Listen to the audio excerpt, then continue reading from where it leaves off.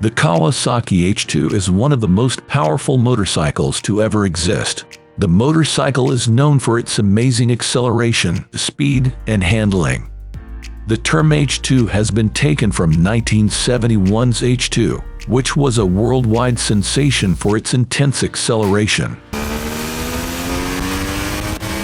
Powered by a 748cc, two-stroke, three-cylinder engine.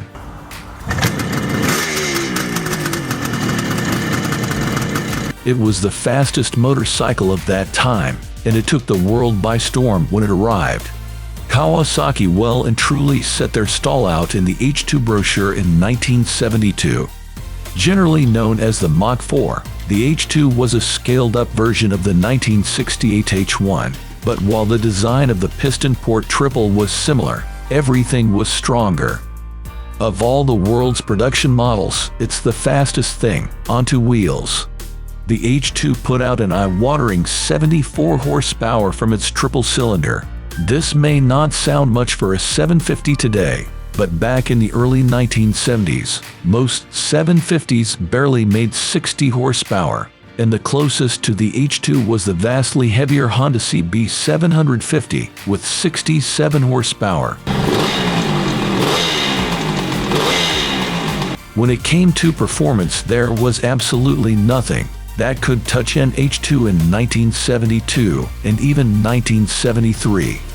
The H2 produced the most rear-wheel power, most stopping force, quickest quarter-mile and track lap time, and was significantly cheaper.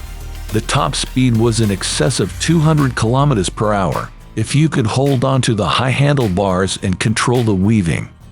In the hands of an experienced rider, the Mach IV was the fastest production bike in the world. But with someone less skilled on board, it was an accident waiting to happen.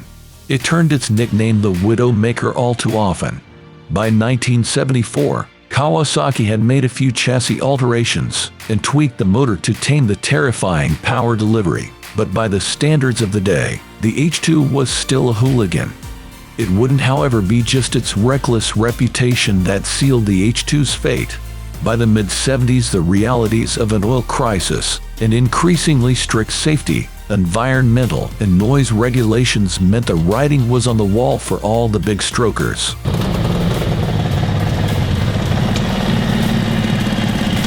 The H2 was a victim not only of the 1974 Middle East fuel crisis, but also Kawasaki's own four-stroke Z1.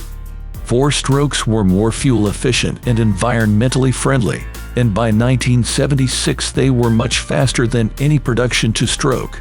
Now the H2 is a remnant of another age. Despite its superior performance, even in 1973 the H2 wasn't a mainstream superbike, and was never as popular as a CB 750 or Z1. The last H2 howled off into the distance in a haze of blue smoke in 1975. The last of a generation, until it revived in 2015.